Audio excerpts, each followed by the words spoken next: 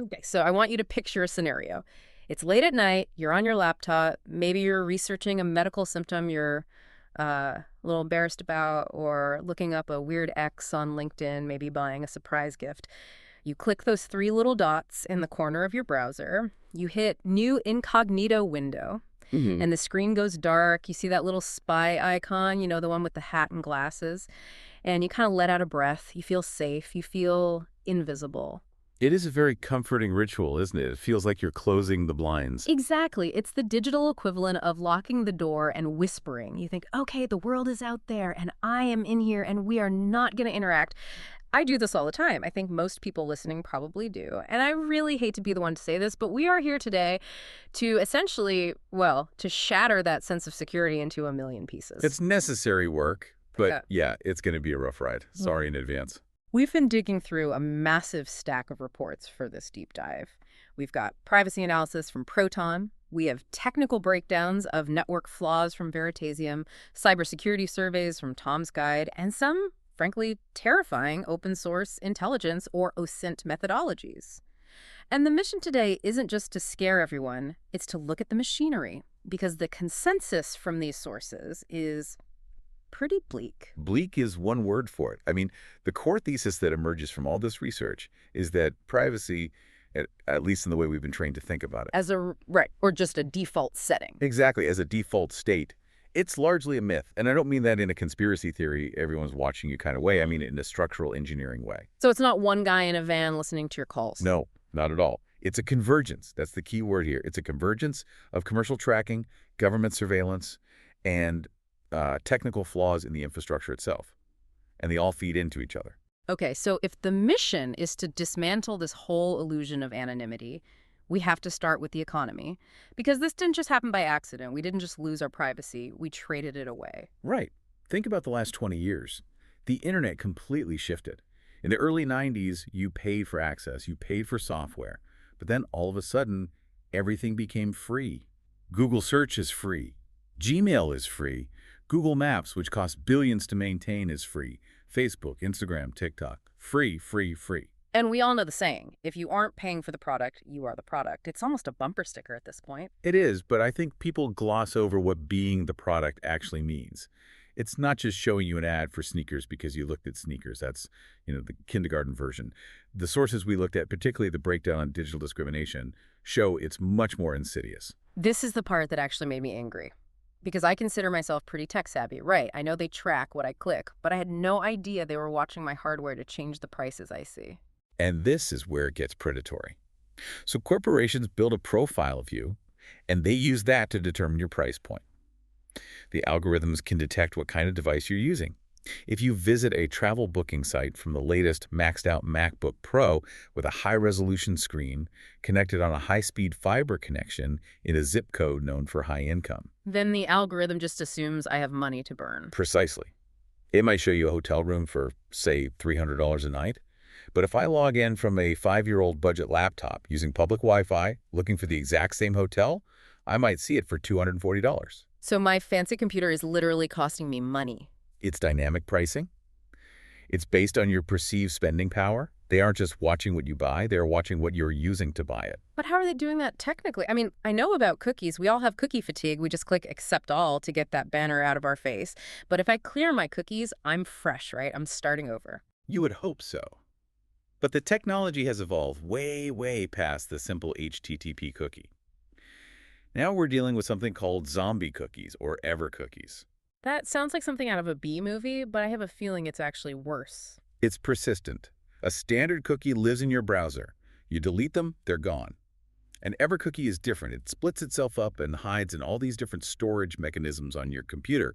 Flash storage, HTML5 local storage, Silverlight storage, even your browser history cache. So it's hiding in all the nooks and crannies of my machine. Right. And here's the zombie part. If you delete the main cookie, but you miss even one of those tiny hidden backups, the script runs, it sees the backup, and it respawns the cookie.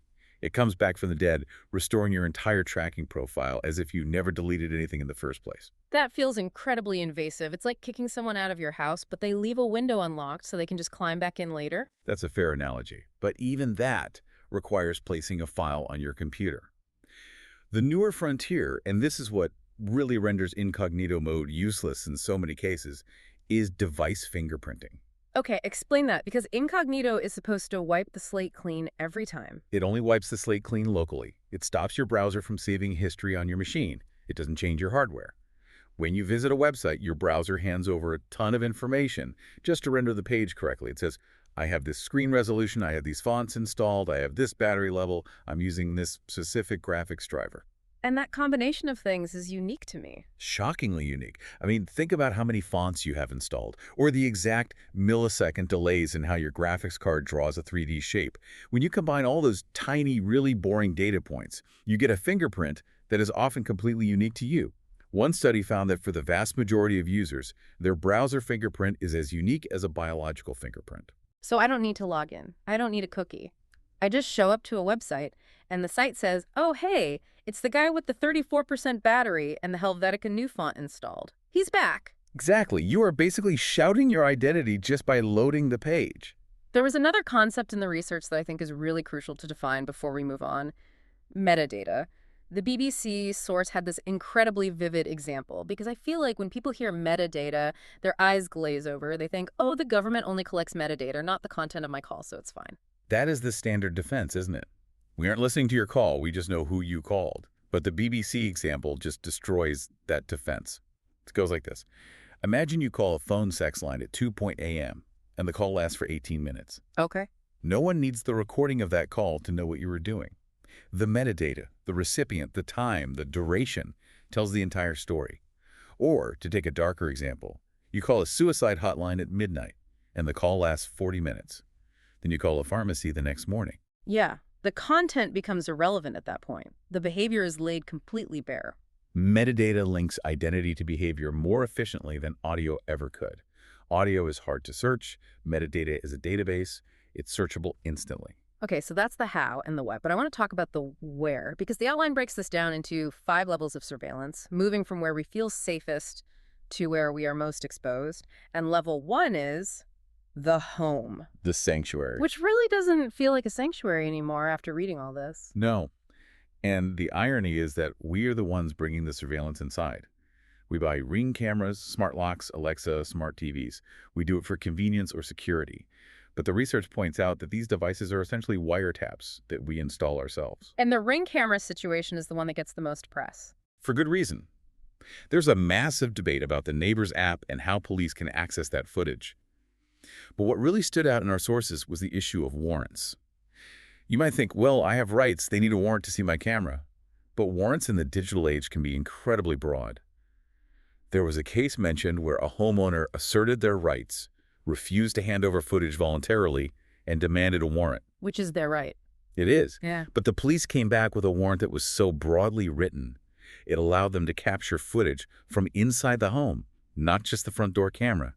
They technically had the capability to access all the cameras associated with that account. Because the judge signed off on data associated with the account, not footage of the street. Exactly. And then you have the smart appliances. One expert in the source material called the modern robot vacuum a wiretap on wheels. That is a legitimately terrifying image. Well, think about it. It uses LiDAR or cameras to map out your floor plan. It knows the square footage of your house. It knows which rooms you spend the most time in. It knows when you are home and when you aren't, based on your cleaning schedules. And that data goes where? To the manufacturer. And often, buried deep in the terms of service, is permission to share that data with trusted partners. A floor plan of your home is incredibly valuable data for insurance companies, for advertisers, for real estate estimators. Your vacuum is snitching on your living room layout. Let's move to level 2. Non-commercial spaces. We're talking work and school. This is where I think the whole consent argument just falls apart. You can choose not to buy a Roomba. You can't really choose not to go to work or school. This absolutely exploded during the pandemic. We saw the rapid normalization of what they call bossware or proctoring software. I've heard absolute horror stories about the exam software. It's dystopian. These programs lock down a student's entire computer. They take control of the webcam, and then they use AI to track eye movements. If a student looks away from the screen for too long, maybe they're just thinking or staring at the ceiling to do mental math, the AI flags them for suspicious behavior. It penalizes being human. It forces you to perform attention for a machine. And we see the exact same thing in the workplace. Productivity monitoring software that logs every single keystroke. It takes screenshots of your desktop every 10 minutes. It tracks how much you move your mouse. So it creates this culture where you're not working to produce results, you're working to look busy for the algorithm. Correct. It's just performance art for surveillance. Okay, level 3 is semi-public spaces, stores, stadiums, venues, and this is where I want to talk about that Madison Square Garden story, because when I first read this, I thought it had to be fake. It sounds like a plot from a legal thriller. It does, but it's very real. It's the case of James Dolan, the owner of Madison Square Garden, and the Rockettes. So his company was being sued by a law firm. Not by a specific person, but by a large firm. Right. Dolan instituted a policy that no lawyer working for any firm that was suing him was allowed in any of his venues. And he used facial recognition technology at the turnstiles to enforce it. And the specific story that came out. Was a mother. She was an associate at one of these massive law firms. She wasn't even working on the Dolan case. She probably didn't even know the details of it. She was just taking her daughter's Girl Scout troop to see the Rockettes' Radio City Christmas Spectacular. Just a mom on a field trip. Exactly. She walks into the lobby, and the facial recognition system, which, by the way, shouldn't even have her face, you would think, flags her. Security pulls her out of the line right in front of the Girl Scouts and ejects her from the building. That is, I mean, it's petty, for sure, but Yeah. the implications are terrifying. It's the weaponization of biometric data for a private vendetta. It shows that facial recognition isn't just about catching terrorists at the airport. It's about private property owners deciding who is undesirable based on a quick database scan. And it's not even always right. We saw that with the Rite Aid case in the notes. Yes, the FTC actually had to step in there. Hmm. Rite Aid was using facial recognition to spot shoplifters.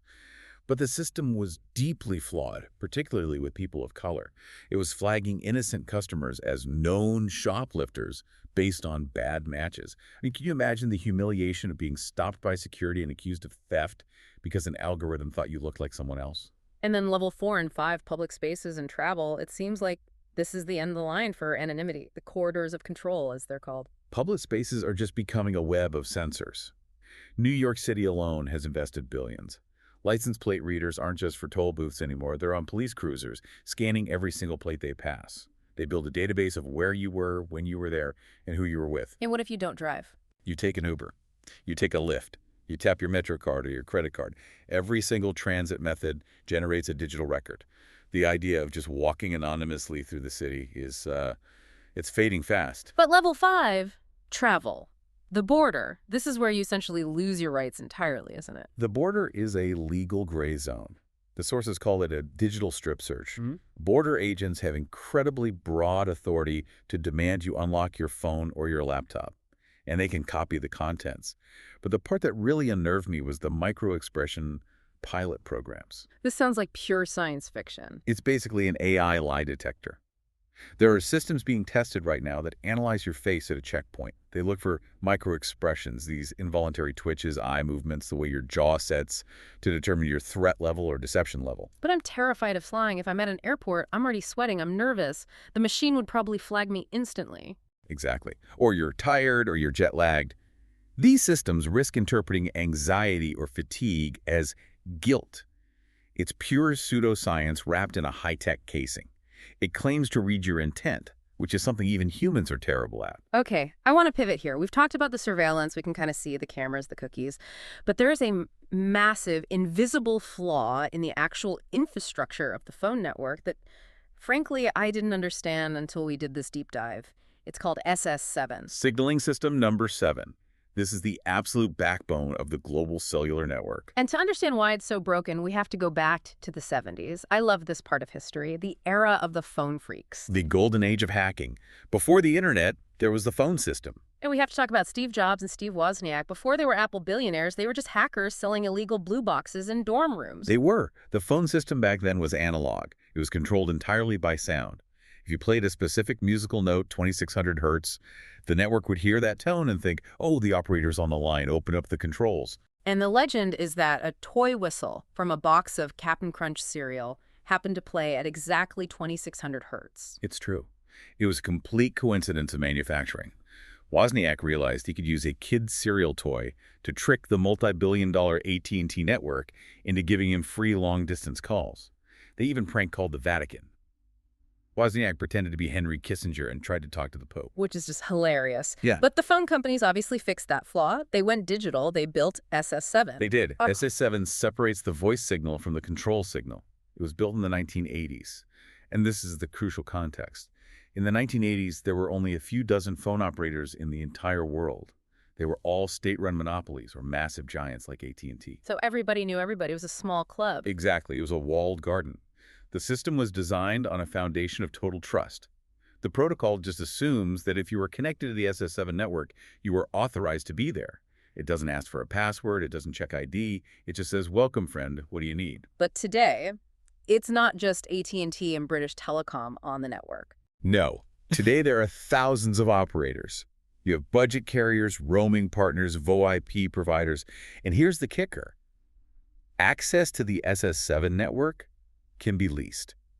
We saw reports that you can buy access to the SS7 backbone for a few $1,000s a month on the gray market. So if I'm a hacker or a foreign intelligence agency and I buy that access, what can I do with it? You can effectively become the network. The system trusts you. So you can send a command that says, hey, this target phone number, it's actually roaming on my network now. Send all their calls and texts to me. And the network just does it. No questions asked. It just does it. It's called an intercept. I can route your calls through my server, record them, and then pass them on to the real person so you never even know it happened. But it gets worse.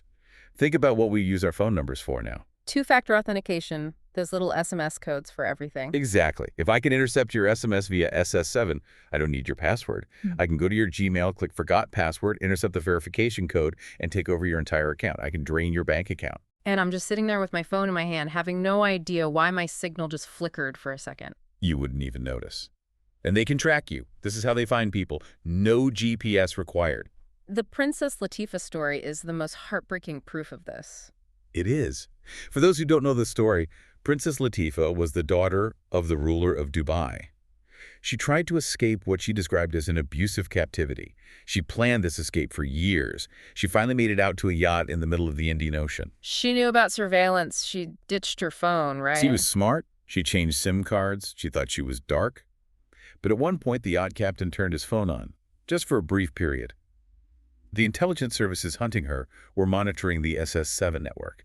They saw the phone connect to a satellite network. They used triangulation, measuring the time it takes for the signal to hit different towers or satellites, to pinpoint the yacht's location right in the middle of the ocean. And Indian commandos raided the boat. They captured her and took her back. It wasn't a virus on her phone. It wasn't a spy on the boat. It was the fundamental architecture of the global cellular network that betrayed her. That is just heavy. It really drives home that privacy isn't just about the settings on your iPhone. Yeah. It's about this deep infrastructure we have absolutely no control over. Right. But now let's pivot to the stuff we can see. Yeah. Because you don't need to be a government with SS7 access to stalk someone. You just need Google. Yes. Let's talk about OSINT. Open source intelligence. This is my favorite field because it completely flips the script. Mm-hmm. We usually think hacking involves, green code raining down a screen like in The Matrix. Yeah. OSINT is just looking really, really closely at stuff that is already public. If it's online, it's public. That is the golden rule. And the mosaic effect is the core concept here. One single piece of data, a photo, a username, is pretty harmless. Yeah. But if you gather 1,000 of those little pieces and fit them together, you get a crystal clear picture. The example of the window reflection just blew my mind. It's a classic technique. So you post a selfie on Instagram. You're being careful. You don't tag your location. But you're wearing sunglasses. Or there's a window behind you. And the investigator zooms in on that. They zoom way in. They take that tiny distorted reflection. They clean the image using software. And suddenly, they can see the skyline across the street. And then what? Then they use a search engine like Yandex or Google Lens. They search for that specific building or that unique landmark. Boom! They have your street address, all from a tiny reflection in your sunglasses. That is wild. And then there's Google dorking, which sounds like a middle school insult, but it's actually a real hacking technique. It is. It's just using advanced search operators. Most people just type words into Google. But you can speak Google's native language. If you type filetype.pdf, followed by site.example.com and the word confidential, you are telling Google, show me only PDF files hosted on this specific website that happen to contain the word confidential. And you just find stuff people didn't mean to publish. All the time. Budget reports, employee lists, sensitive memos. People upload them to their web server thinking, Well, I didn't link to it on the homepage, so no one will ever see it. But Google's bots scroll everything. If it's there, a dork search will find it. There's also the issue of anonymized data. Companies love to say this, oh, we collect data, but don't worry, it's all anonymized. We strip the names. It's basically a lie. Anonymized data is just data that hasn't been re-identified yet. The New York City Taxi Commission learned this the hard way. This is a great story. So, under a Freedom of Information request, the Taxi Commission released this massive data set of all taxi rides in NYC for a full year. Pickup location, drop-off location, time, fare, and the tip amount. To protect privacy, they removed the names of the drivers and passengers. They thought it was safe. But they left the medallion numbers and the exact timestamps. Right. So some clever interns realized that the internet is absolutely full of photos of celebrities getting into taxis. Paparazzi photos. Bradley Cooper spotted entering a cab in Tribeca. Exactly. So they take the photo, they look at the timestamp on the photo, they zoom in on the taxi's medallion number, then they go to the so-called anonymous database. They find the ride that matches that specific time and that specific taxi. And suddenly they know exactly where he went. They traced Bradley Cooper's ride to a specific address. They could see if he went to his apartment or a club or somewhere else. They could even see that he was a pretty decent tipper. Or they traced Jessica Alba. They unmasked these anonymous rides just using public photos. It just proves that anonymity is so fragile. If you have enough data points, you can triangulate pretty much anyone. Correct. You are a data profile. Uh-huh. And that brings us to the illusion of safety. We have these myths we tell ourselves to feel better. We need to bust them. Myth number 1. Incognito mode hides me. We touched on this, but let's be crystal clear. Incognito hides your history from your wife or your parents who open your laptop later. It does not hide you from your internet service provider. Your ISP sees every single domain you visit. It does not hide you from the Wi-Fi owner like your boss at work. And it certainly does not hide you from Google or Facebook tracking scripts running on the page. Okay, myth number 2. A VPN makes me a ghost. I'm invisible. This one is dangerous because VPN marketing is so aggressive. A VPN creates an encrypted tunnel between you and the VPN server. This hides your traffic from your ISP. That is true and that is useful. Like the Facebook problem. Right. If you turn on a VPN and then you log into Facebook or Google, you have just identified yourself. Facebook knows it's you. They place a cookie. They track your clicks. The VPN hides where you are coming from, but it doesn't hide who you are if you log in. And myth number 3, the big one. I have nothing to hide. I hear this constantly. I'm boring. Why would the government or Google care about me? I'm just looking up cat videos. Who cares? The problem is that you aren't hiding a crime. You are feeding a model. Companies are building a digital twin of you, a psychological profile. What does that profile contain? Everything. Your sleep patterns deduced from when you stop scrolling at night, your anxiety levels deduced from how fast you type or what you search for at 2 a.m., your political leanings, your health status. This isn't just used to sell you shoes. It's used to predict your behavior. And to manipulate it. Absolutely. We saw with Cambridge Analytica how this data can be used to target voters with surgical psychological precision. If they know you're neurotic, they show you fear-based political ads.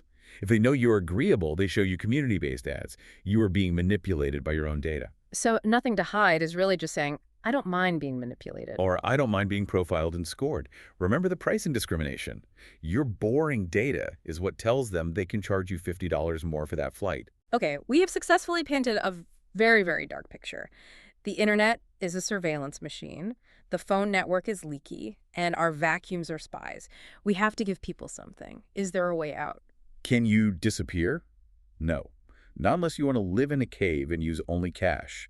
But can you reduce your exposure? Yes, absolutely. It's about raising the cost of surveillance for them. Let's go through the actionable steps. Step 1, ad blockers. This is non-negotiable. It's not just about annoyance.